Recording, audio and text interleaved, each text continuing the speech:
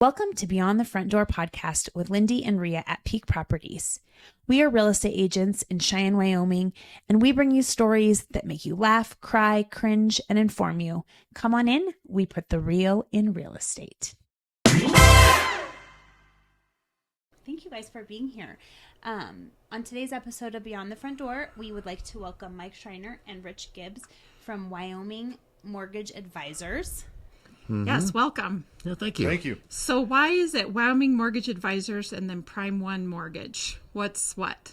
Okay, I'll take that one since that was my wonderful idea that I kind of regret now. But when I retired from my prior employer from U.S. Bank, who I was with for 17 years and then 16 years at Wells, I wanted to open my own mortgage office.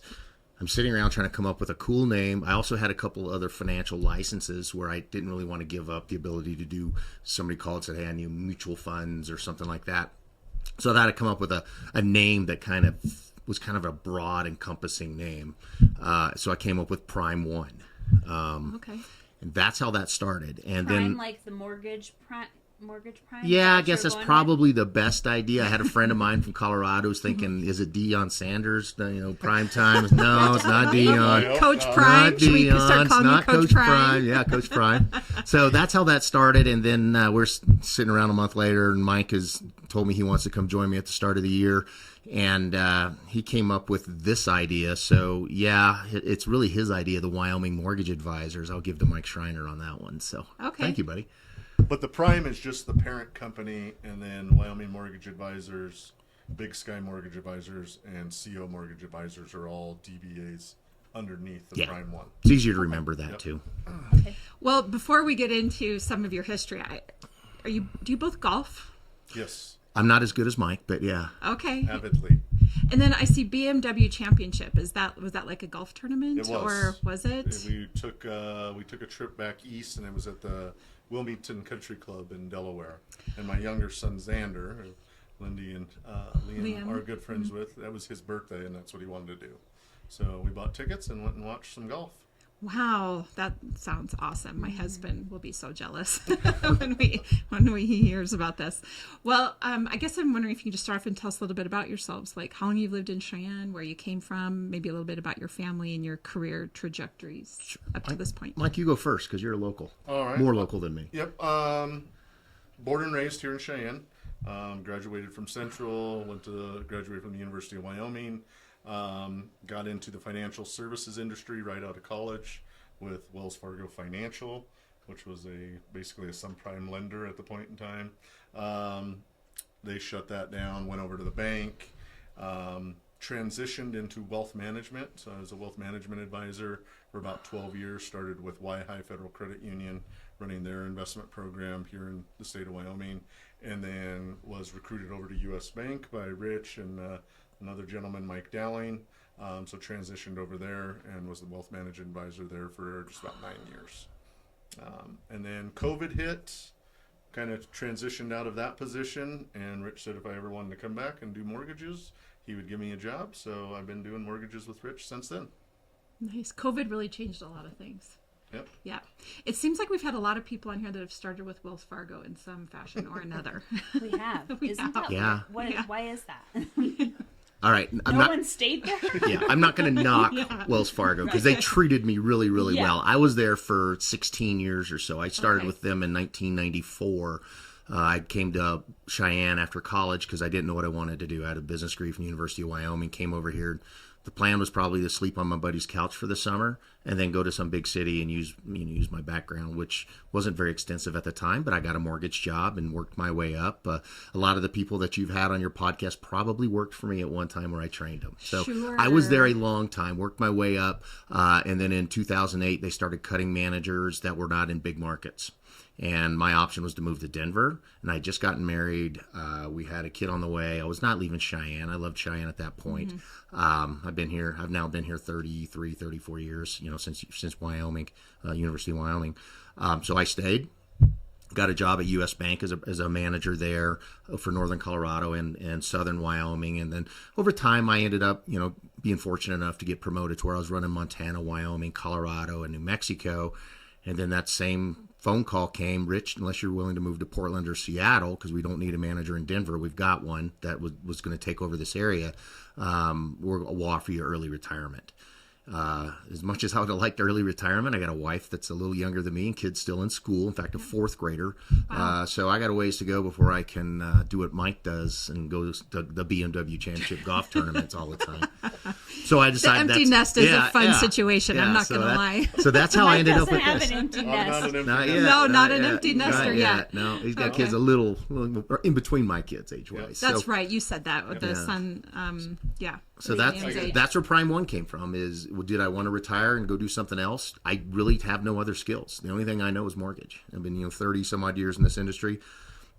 One thing I'll tell people is it's real easy to say I know how to get your deals done. I've seen everything. First of all, nobody's seen everything. No, that's for sure. Yeah, and every deal is different. Even if it's the same person, a week later things change. But what I think my expertise has, and we were doing billions, and that's with a B, dollars of business in my group, but I had 100 loan officers. We had a bunch. Is I know what not to do to make sure deals close.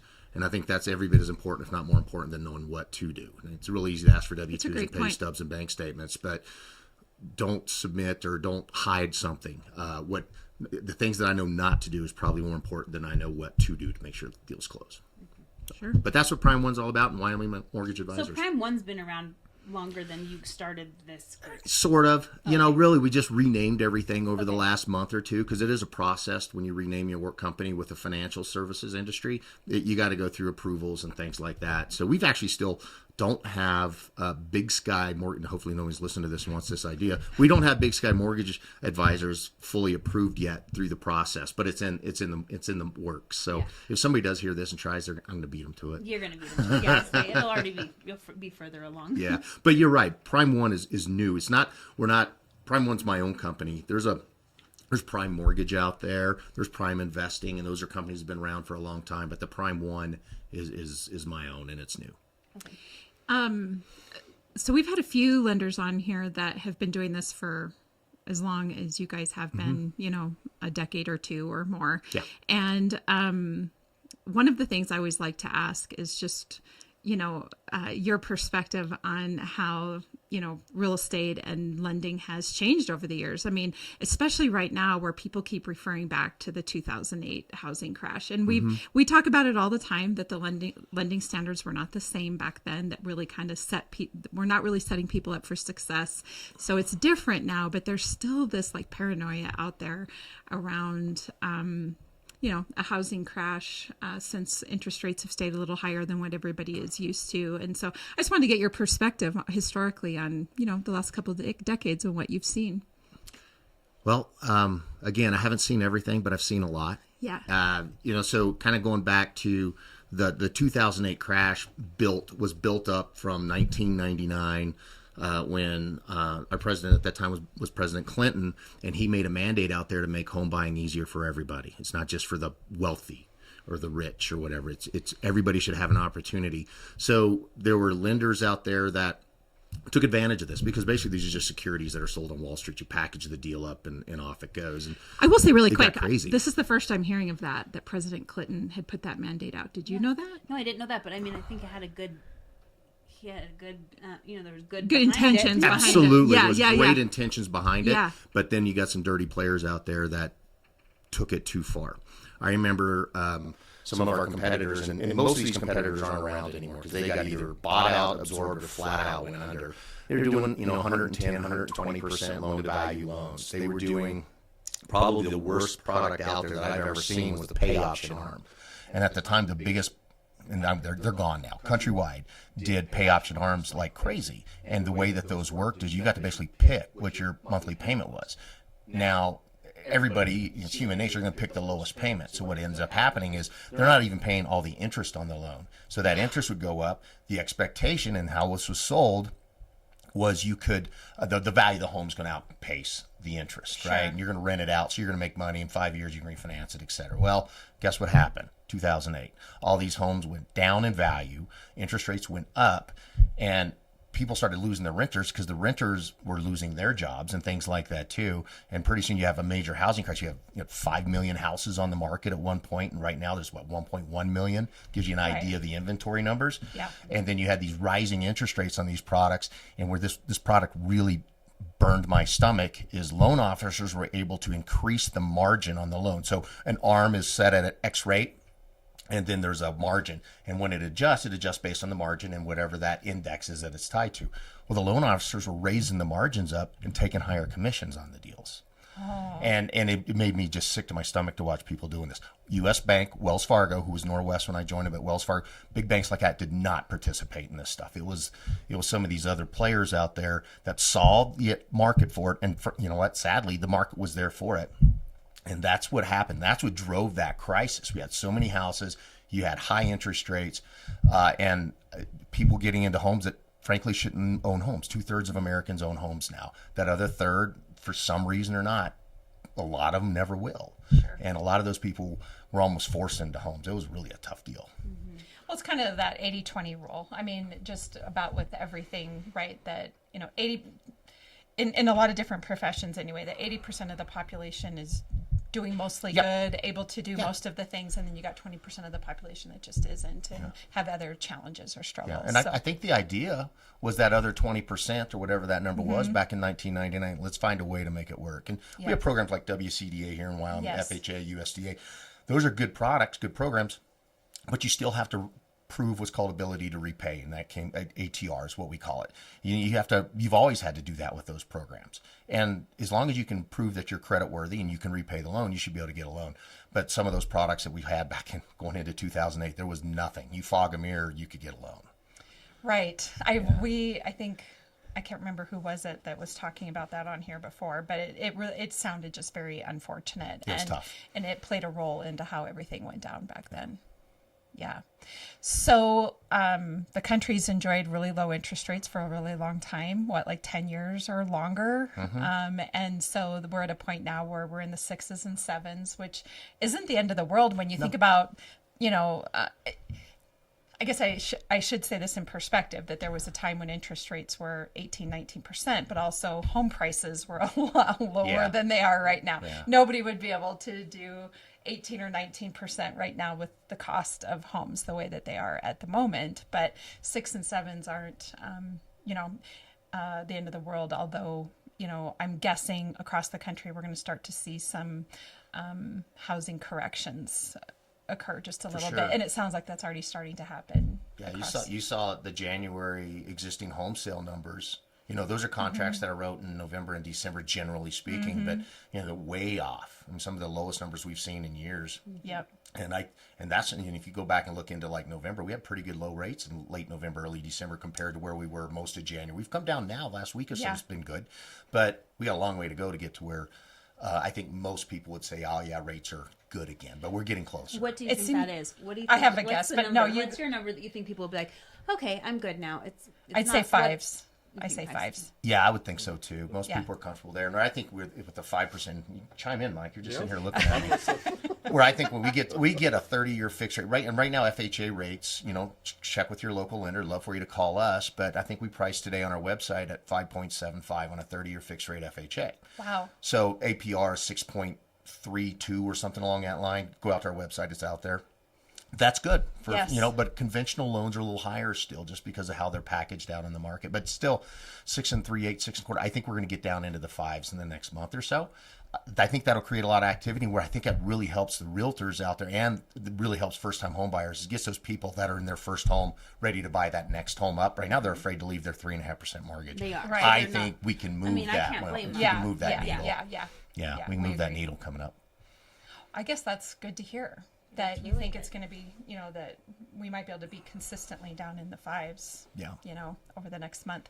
The thing that was really interesting that was occurring in the fall is I would either have buyers or sellers that were like waiting to make a move until the election or wanted to make the move before the election. It seemed like it was just this interesting depending on who you were, Today I went to a pre-listing appointment and she said, do you think that it's going to get worse because all these people are losing their jobs? It's a good question. What do you think? I was What like, do you you're guys? the first person who's asked me that. Yeah, actually. I've kind of But wondered too with all the federal layoffs. My opinion is right now what we have is an inventory problem. Yeah. We don't have enough houses for people that want to buy them. Yeah. And we are way behind the 8 ball on that. Last report I read, construction of homes is at 80% of it what it was before the financial crisis. So builders have not ramped up to the point of where they were building homes in 2008. We're in 2025. What a lot of people don't understand, I guess, is interest rates for mortgages are tied to the 10-year treasury. They're not tied to the federal funds rate. So they think, oh, the Fed's lowering the rate, mortgage rates are automatically going to go down. That's not the case. Well, the news kind of makes it seem that way, do. don't they? Yeah. They mislead them. But mortgage rates are basically tied to the 10-year treasury. And so the stock market's doing good. Usually your treasuries, your interest rates are going to go up. And I think that's what people aren't going to understand is I think rates are going to get better, but the stock market's going to pull back. So people, it's going to be risk off. So they're going to be, money's going to be coming out of the stock market, going into safe, secure investments, which are treasuries. Treasury prices go up. Yields are inversely related to the treasury price. So yields are going to go down. So that's where we're going to see some reprieve. So your 401k balance might not look as great, but Your ability to buy a home. interest rates are going to be a little bit better. And so that's one thing that people need to look at is not the federal funds rate. That helps with your credit card and maybe your HELOC or an auto loan or things like that. But mortgage rates are not tied to that. Yeah. So my thought process is right now is we're probably going to see a correction in the stock market, which we've been long overdue for. It's been running really hot and valuations have been really high. And in turn with that, you're going to see a flight to safety with the big institutional money and things like that. It's going to drive treasury prices up because you're going to have the demand. Yield's going to come down. It's not going to come down, 2 percentage points or anything like that. It's not but I going to be agree. 2.25. No.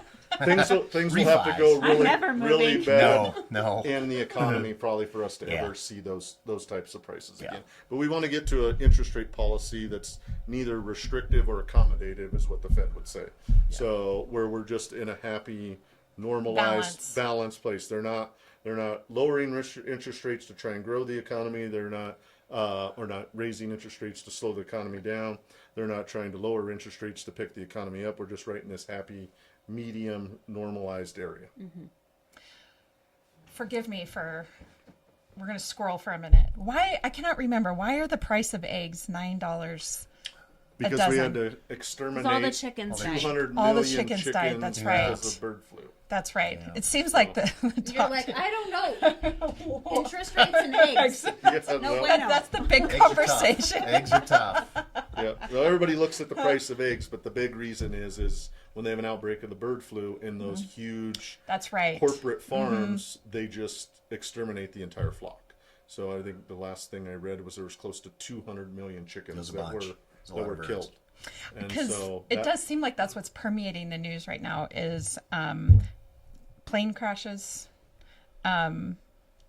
eggs, federal firings, those sorts of things. And let's not forget that we're on the tail end of the 500th day of winter, and you kind of pull it all together. And I just think some, people are just cautious to, make a decision or know kind of what is there a light at the end of the tunnel?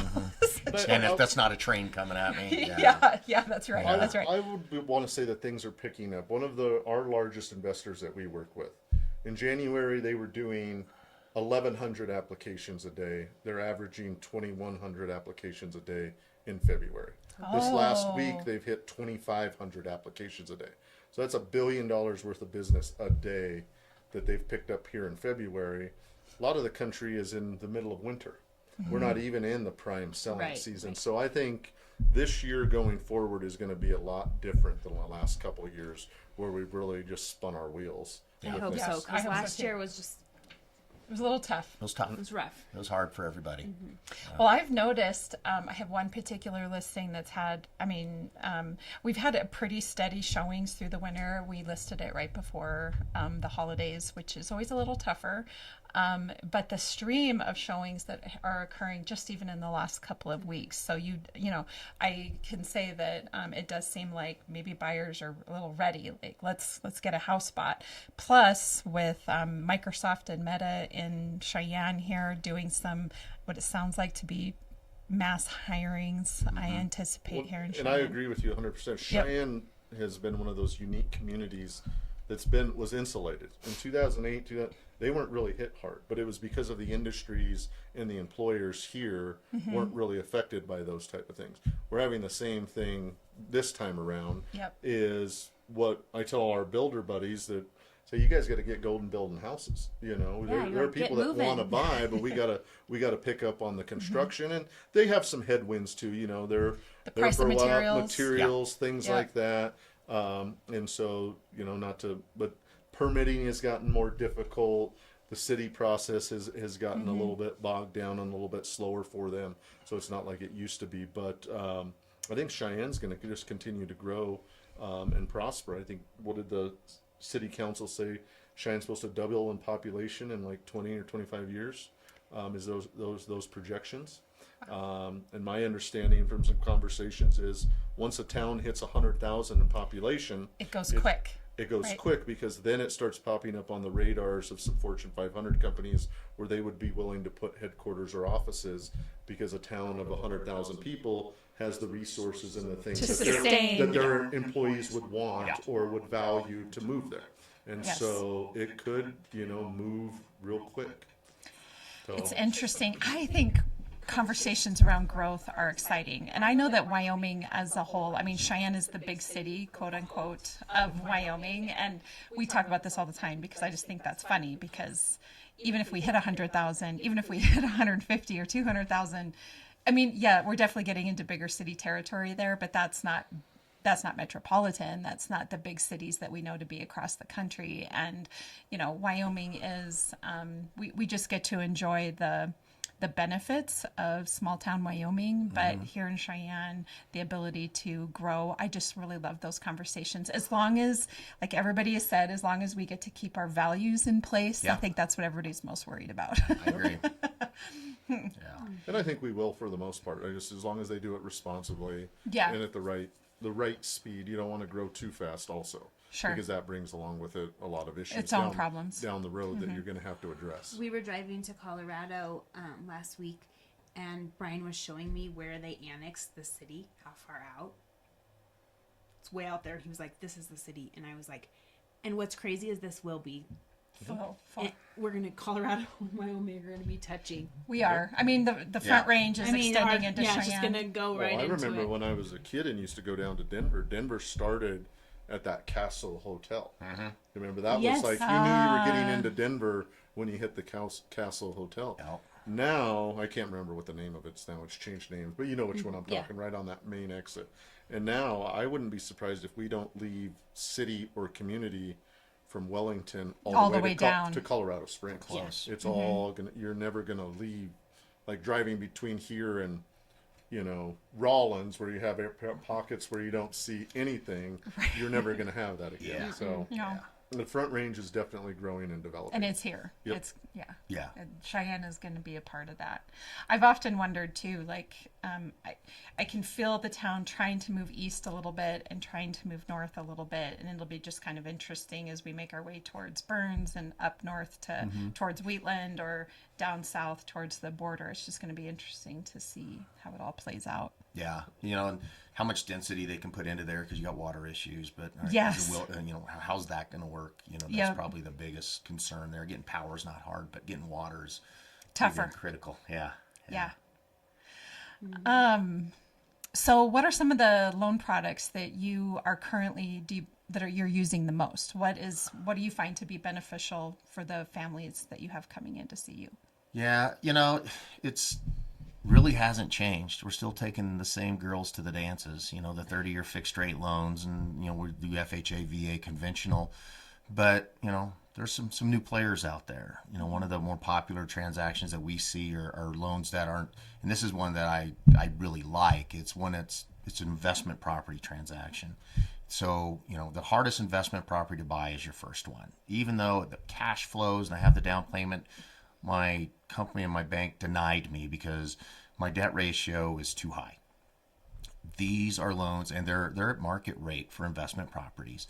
They're debt DSCR loans, or debt service credit ratio loans. So if the property cash flows and your customer pays their bills, they're going to get their loan.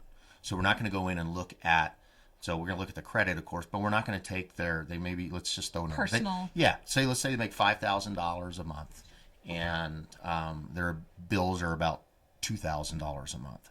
The chances of them qualifying for an investment property transaction are slim and none.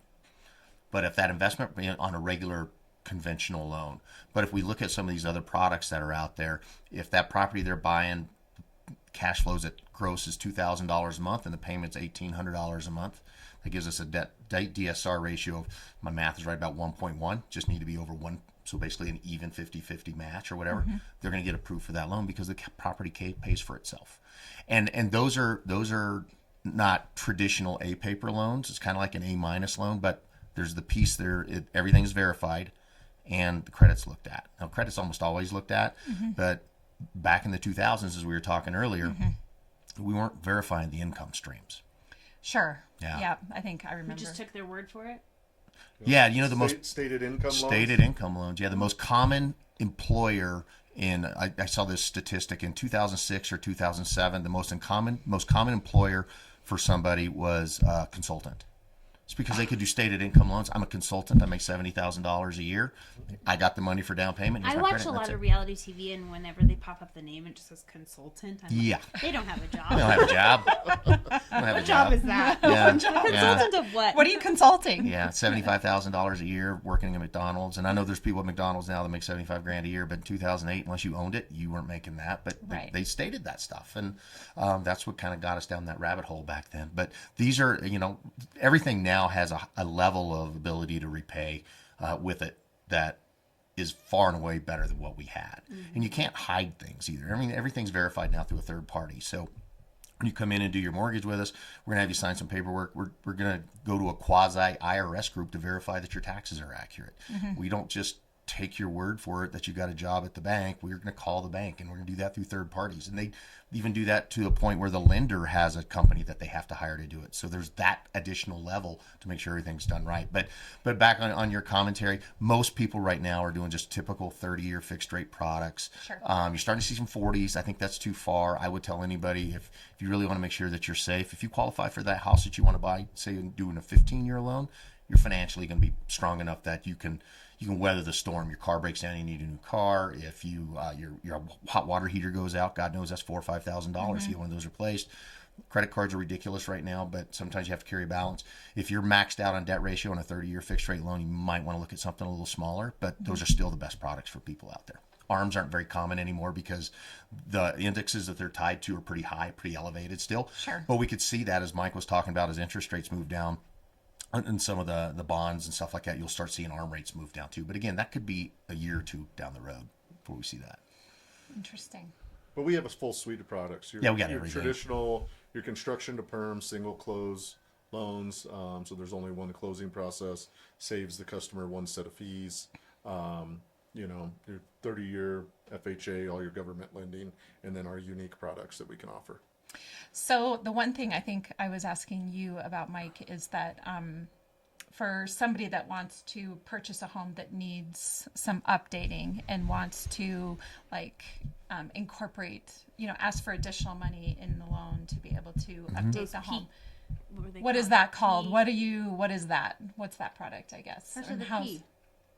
Well, you have 203Ks, which is a pretty common FHA loan. Yeah. Okay. So with those, and then I think WCDA's got the ability to do this. A lot of big banks have their own product. U.S. Bank, we have one called American Dream, where you could finance in some repairs. But now you didn't just get a blank check to do it. You had to go out and show what you're going to do, and they would do an inspection after it's said and done and completed. Right. If somebody really wants to get serious about it, you get into what's called a construction to perm loan. No different than building a house from the ground up. You actually go in, you get all your bids on it, and then you do close a new mortgage on it. So conventional type, it's a conventional loan.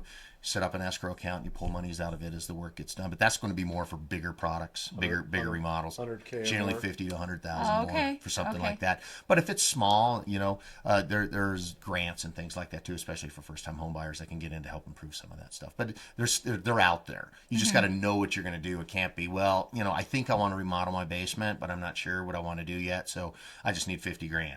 Now, you might qualify for that, and you might be able to get that based on what you have right now. That makes it easiest, and it's your money. But if it's something that you got to do more. Let's just say you got $50,000 in equity in your house. There's no way to tap all of that, and you got $100,000 repair, and then go or update or remodel. Find out how much that's truly going to be, and then we can fit the product to it. They're out there. They're just a little bit more work. Yeah, for sure. It's mainly for the customer. For us, it's give us, this is what we need. Give us the document. Now you got to, now you need to go find it. This is what we need from you, and it takes a little time to fill that out. But we're happy to help them out with it. We've done many of them. Correct me if I'm wrong. It seems like one of the challenges is that you have to find a contractor that's kind of willing to go through that process as well, right? And sort of hold the debt while you do what you need to do. No. So that's one of the beauties of the construction to perm is it takes the risk off the builder. Okay. So if they've got a pre-sold, they go into our deal. As soon as they close the loan, that single close, the risk is off the builder. It is all on the customer. So if the customer loses their job 5 months into the build, the builder's fine. It's not their issue. Yeah, the loan's already in the customer's name from day one, which makes the difference. And so then once they finish the house, they finish the build, they get their certificate of occupancy, we get that final inspection on the appraisal. It just converts to whatever form of conventional finance or main finance. So whether it's a 15-year or 20-year or 30-year, then it automatically converts to that. During the construction process, they are paying interest only on the amount that they draw, and the typical is one draw per month every 30 days. And so they draw $100,000, they're paying interest on $100,000. The next draw goes up to $250,000 balance, they're paying interest on $250,000 all the way until that escrow account for the construction cost is depleted, and then we're off and going. Is the initial interest with the loan, does it stay the same, or does it, like, once they're all done, are they relocking in an interest rate, or is it that way from the beginning? You're set from the beginning, which is really nice about that. Yeah. So if interest rates move up, they're protected. If they move down, you can always refi. Sure. When the project's done. So yeah, you've got that rate protection, which is good. And as Mike said, if something happens and you lose your job halfway through the project, if you were doing a typical transaction where the builder was carrying the note, you probably lose whatever you got into it unless you're able to figure out a way to close. If you had a mortgage set up. But in these, it's already in the customer's name. So I've seen scenarios where that is exact things happen, where people have lost their jobs. They go ahead and get the house sold or closed or finished, and they instantly put it on the market, even have it on the market during the process, because they all of a sudden they know I can't afford a $6,000 a month house payment because of my job situation now, or they just decide that I just don't want that. Unfortunately, people will get into stuff that they don't know, and you got to be real careful with these things. But where you can actually sell the house if you had to, so it's protection for everybody. I like them. They're good. Yeah. And they're well priced too. I mean, they're not, you're not paying a premium on interest rate for this kind of stuff. And you only have to get one loan, so you're not paying double sets of closing costs. Yeah. That gets that's pricey. Nice. Yeah, that for sure. Pricey. And you got to think about it. I mean, we know multiple builders. Their lines of credit at banks are a line of credit. Go and look and see what a line of credit is. You're talking 9.5%. They're passing that cost along to you. Sure. Whereas you go this option, so they use that to build their specs, right? So but if they've got a pre-sold, come this direction and get it financed, and you're going to pay your normal rates, 6.5%, 6.25%. That's all the interest that you're paying while the building goes on. You're not paying the 9.5%, that the builder's going to pass on to you in the cost, and only one set of closing fee. So at the end of the day, it can be thousands, tens of thousands of dollars, that you're saving, depending on the cost of the build. Yeah. Well, what is your number one piece of advice for anybody out there sitting on the fence considering buying? I would say buying is always a better option if you can afford it than renting. But everybody's situation is different, depending on how long you're going to be in a location, different variables. But to pay rent over a long term for somebody else to become wealthy, to me, does not make any sense in the long run. And especially if you look at rental rates here in Cheyenne, I mean, they're a couple grand, $2,200 for a decent apartment. You can get into a nice starter home, and I honestly pay less than that for your, mortgage, principal and interest, taxes, and insurance. So that would be my biggest advice. If you're on the fence, you're tired of paying somebody else to become wealthy, owning real estate is the biggest way to accumulate wealth in this country, and it has been for a long time. And so that would be my recommendation. Yeah, and the earlier the better. You know, if you're a homeowner. It's always, I wish I did it 2 years yeah, ago. yeah, I don't know year anybody ago, who 2 bought a years house. ago, Yeah. 20 years ago. Yeah, I don't know. I mean, we all anybody wish like we that, right? bought a house when we were babies. Yeah, yeah, yeah. But that's the thing with the inventory. Till we get caught up on inventory, these rental prices Yeah. are only going to steadily increase, and so you're just paying more and more to your landlord. Where if you can find a spot that you can afford and fits your family, to me it makes sense to pull the trigger. Yeah, I'm a huge fan of owning real estate. It needs to be an important part of your portfolio as you get older. Owning investment properties, I think, is a good role as well. One thing that people forget about when we hear the inflationary numbers out there, and then one of the last month's data, January's data, the biggest contributor to inflation was home cost increases in a home, right? You have a fixed rate mortgage on your house. Your house cost isn't going up with the exception of tax and insurance, which can fluctuate. But that biggest chunk is not changing. So if that stays steady and everything else increases a little bit, you can actually weather inflation better that way, because if you're renting, your rent's going to go up. And it's going to go up, let's just say it goes up 5% every year. And do the math here in my head, what's that, 12, 13? About 13 years, your rent's going to double. Your house payment's not going to double in 13 years if you have that same house. It might go up about 20 or 30% because of taxes and insurance. But that's one thing. It's actually a hedge against inflation to own a home. And people don't look at it that way, but it really is. As everything else goes up, your fixed rate payment, your mortgage payment outside of tax and insurance is not changing. And that's something you can control. So you kind of look at it that way, and then kind of look at, all right, well, I'm paying the balance down. The first year, don't look at how much you pay a balance down on a 30-year loan. It's not very much. It's not a whole lot. It's 1 or 1.5% depending on the rate. You just depends on where you're at on that. I guess I should probably know that answer. I really don't. But it's only going to be 1 to 2%. But if it goes, you paid your mortgage balance down 1 to 2%. And your house value goes up, say 4%, which is a normal appreciation in a house. Actually, it's a little conservative. All right. And you now have 6% when you put 5% down on your house the first time you bought it. You now have 11% equity base because you paid your house down 2%. Doesn't sound like much. House value's gone up 4%. And you started at 5%. So you now have 11% equity, and all you're doing is making payments that you would have been making anyway. It's a great way to save money. Mm-hmm. Well, and there's nothing stopping you from adding an extra $50 or $100 to your principal. That helps too, and can shorten the life of your loan. Yep. Round it to the nearest 100, then you know what you're paying every month, and it's in your head, and after you've done it once, you'll do it again. It's real easy. And I would recommend people go, there are easy amortization calculators on the internet. Put in if you added an extra $50 a month to your mortgage payment, or you made one extra mortgage payment at the end of every year. Just end of December, make one extra mortgage payment towards the principal, and see how that affects your amortization schedule and how much less interest you'll pay over the life of the loan. It is pretty drastic if you really look at it. Yes. So where can it's our next speakers? Where can people find you? Online, address, phone number? Well, that's a loaded question. I'm in a lot of places, but no. It's www.wymortgageadvisors.com. But if you type in WYO Mortgage Advisors or WyomingMortgageAdvisors.com, you're going to get to us. Make sure everybody remembers that there's a G in mortgage. I didn't know how to spell mortgage, or a T and a G in mortgage. I didn't know how to spell it when I came out of college. But yeah, WyomingMortgageAdvisors.com. That's the easiest way to find us. Can you do have online application? We do have an online application right on our site. Our rates are there. Product information is there. Pretty robust little site. And the online application is really easy. It's real intuitive. I've seen these things where they're really odd. You can download your documentation to us, your W-2s, pay stubs, the things that we need. We'll let you know what we probably need, and then just load that. We put it all together for you within 12 hours probably we're back to you with an answer. Our investors are, being a broker like we are the customer for the investor, not our customers, who would be you guys, the buyers, right? Sure. And the realtors. We're their customers, so they've got to wow us, because they know if they don't wow us every time, we can fire them.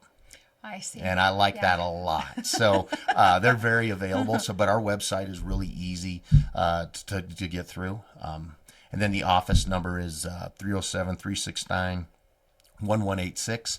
But again, online or reach out to us by cell phone. We will be in the preview magazine on March 1st, so you'll be able to find us in there. You're going to start seeing us on billboards here coming up because we're finally really officially open. Your faces or what? What Faces. are you putting on there? Oh, Faces. Smiling faces. Yes. That's funny. Yeah, so we're going to make sure everybody knows where we're at. We'll be easy to find. But Awesome. WYO or Wyoming Mortgage Advisors.com, and you got us. I tell everybody, because I think some people turn to national lenders because it's an online process and they're just feeling vulnerable, about revealing all of their financial information. And I tell everybody, every lender that I know of still has an online process. You don't have to go in and physically meet with them to start off with, and that you can do it all online. We really need for you to have a local lender because then we can make sure that the transaction goes smoother for you. And we can control, how smooth this goes. Yeah. And when you have a national lender, it just is not like that at Yeah, all. if you're working with somebody online, and there's some really good companies out there that do this, they may do a great job, but that 1 in 10 chance or 1 in 5 chance that they don't, whose desk are you going to go hammer on when you're 3 days from closing, finding out all of a sudden you can't close? Yep. At least with the local lenders, you can go hammer in our desks. Yes. And realtors, you guys can come hammer in our desks, right? Yep. So I think you work locally, and I believe that with everything, buying cars, all that stuff too. I believe in that. First of all, we're 100% locally owned, so our money's not going to Arizona or it's not going to Minneapolis. It all stays here. And Mike and I like to spend money, so we spend it all here too, So you fit in good with us too. But rate wise, we're good. We're all really competitive. To me, somebody who's shopping, most important thing for them to shop for is that they have to have that lowest interest rate. To me, interest rate difference is more of an insurance policy because the cheapest lender out there is more of a 1997 Datsun versus a 2025 Cadillac. Everybody wants to drive a nicer car, right? And mortgages are the same way. The less you pay, probably the less you're going to get. And online is 100% online. With us, you can apply online, but you can come see us the next day to go through everything. Yeah. Yeah. And what a lot of people don't understand when they always talk interest rate. What's my rate? The only way to truly compare two companies or two offers is to look at the APR. Yeah. That is the true cost of what that loan is going to be because the APR takes into account all the fees and costs associated with doing the loan. And so just saying I have 5.75, but my APR is 6.5, well, then you're paying a lot more in fees than somebody that has 5.75 and they're only got, 6.25 in APR. Yeah. So Sure. that's the most true people don't know comparison. Yeah. Yep. Most people don't know to look at that, and that's sad. yeah. Yeah, for sure. Well, and I tell everyone they should at least check with a couple people, but a lot of people do just pick one and then they're like, I guess this is what I got. And I'm like, well, it's not like the only Let's just deal make out there. sure. Yeah. Let's just make sure. Yeah. Yeah. Well, in wrapping up, the question I have for both of you is, what is your favorite thing about Cheyenne? Summer. Oh my gosh, the last person on here said nothing with winter. No, the summer, Yes, I think I don't like it in heard winter. that. That's what she said. Yeah. you deal with the winter, but the summers here you cannot beat. You Yeah. cannot beat. And lately we've had really good falls, so Yeah. that would have to be one of my favorite things is the summertime around here. I like that Yeah, too. that's an easy answer, I think. I think most people would say that. That's why people are here, because if it was winter here all year long, nobody would live in Cheyenne. I also think one of the things that I do love about Cheyenne is that I think winters keep a lot of people from knowing this secret that we got here in this town. Sure. I think And the wind. If Don't our forget the weather, wind. if our weather was Fort Collins weather, we'd be bigger in Fort Collins now. But that 40 miles, that 10 mile an hour wind, and that 10 degree difference, and our summers from May till October are fantastic. Yep. I think that runs people out of here or keeps people away. I really do. But that's one of my favorite. And the other thing is, it's easy to get to Denver if I want to go to Denver, watch a game, or get on a plane. But I don't have to deal with all the Denver stuff. Yep. That's what I like about Cheyenne. I joke all the time that I think somebody, when they were drawing the state lines, went, "Oh, this is where it gets windy. We're gonna. This is Wyoming." Yeah, That's almost true. it's so true. How many times you hit the state line and all just of a sudden calms the wind, right down. the You're like- wind is blowing. Yeah. Yeah. Either Although I way. do think Wellington maybe has a little bit of wind as well. But Yep. yes, Yep, I starting agree. to It look does real seem Wellington. like the closer you get to the line, the more that your car starts to. It's almost amazing how it is. Yes. I'm like, wow, how'd that happen? Where'd that wind come from? Oh yeah, I got back in Wyoming again. Yeah. Yep. Okay, I ask everyone a question also.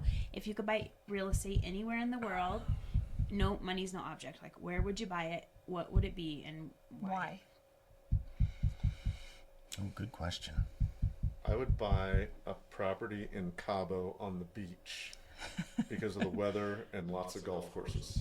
And I like Mexico. That's very specific. Love it. Yeah, Yeah, that that's sounds great. Yeah, we're getting ready to go. That's a good answer. God, I don't know. We've had everything from a yacht to a hotel to overseas to Wyoming. A second home here in Wyoming. Yeah. The gamut. Oh man, I'm a beach guy, so I probably would do. But I probably would go to Cozumel or Playa del Carmen because I like to scuba dive. Oh, okay. He's more of a golfer. But I like golf too, and there's good golf there as well. But that's probably what I would do. But boy, that's a tough. I got to think about that. You guys have to have us back on sometime. Yeah, I'll get you a better answer. So, what's been the craziest thing you've seen while scuba diving? Oh shoot, we saw a manta ray that I know it's twice the size of this table. He had to easily be 8 foot across. Wow. He was gigantic. And then I saw a Goliath grouper that scared me. This was in the Caymans, and I had to back up. I'm like, I am not getting close to this thing. It opened up its mouth, and it easily could have fit my body inside. Really? It could have come over and taken a big chomp on me. One of the neatest things, and I didn't see it, we were in Maui in February about 6-7 years ago. Me and a buddy were diving there, and that's when the whales are there, and you can hear them underwater, and they're still miles away. We got on an area where there was a wall, so the sound was reverberating off of the wall. You would have swore that sucker was within 50 feet of you. It was so loud underwater with the whales talking. That was cool. That would be That's really neat. cool. That's really I've neat. read, the ocean is full of noise. Oh, you yeah. tend to think that it's going to be quiet under there, and it's not. Yeah, it's neat. And I saw something recently, like they were even capturing, I'm not certain if it was at the bottom of the Marietta Trench, but it was pretty deep wherever it was, and they were still capturing noise at the At 30,000 feet. at a Wow. very deep level. I don't know if I'm getting that completely correct, if it was at the bottom of that trench or somewhere else, but I just know that they were like, they couldn't even believe it. Yeah. How much noise you hear at the bottom of the noise ocean. there's noise in the ocean. It's pretty Yeah. neat. I'm going to trust you on that. Same. I don't know. I get older and I'm like, you heard that, and I just like calm my breathing. I'd be like, I'm about to die. Get me out of here. Yeah. Awesome. Well, thank you both for coming on thanks today. for having We really us. Thank you very much appreciate for it. Thanks for having us. It's fun. Yes. And for all of our listeners, as you know, Lindee and I are realtors here at Peak Properties. So if you're looking to buy or sell, we'd love to help you with that. You can find us at www.sellcheyenne.com, and of course, be on the Front Door Podcast on YouTube, Spotify, iHeartRadio, Apple Podcasts, and Alexa. And we hope you have a really great day. Yeah, So, thank you. Awesome.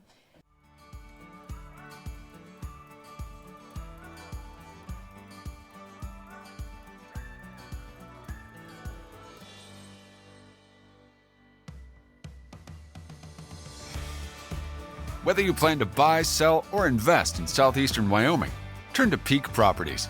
Family and veteran owned and operated, we work diligently for you. Unlike other larger companies, we take time to learn about you, understand your specific real estate needs, and remain easily accessible if you have any questions. Being a veteran and family-owned and operated company means a high level of commitment, trust, and loyalty. Our family culture sets us apart.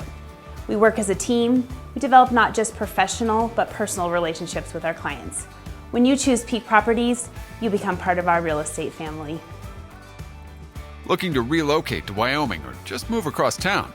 Peak will be there for you every step of the way. Recognized for excellence and dedication in the real estate profession, we're proud to be one of the most trusted and knowledgeable names in our industry. Let Peak help you find your dream home or investment property today. Our agents will make sure you're informed and listened to as they guide you to fulfilling your real estate goals. Reach out today. We have sold and purchased several homes through Peak Properties, and each time I've been impressed. They are great about guiding us in the right direction and always being in our corner. Peak Properties. Let our family show you the way home.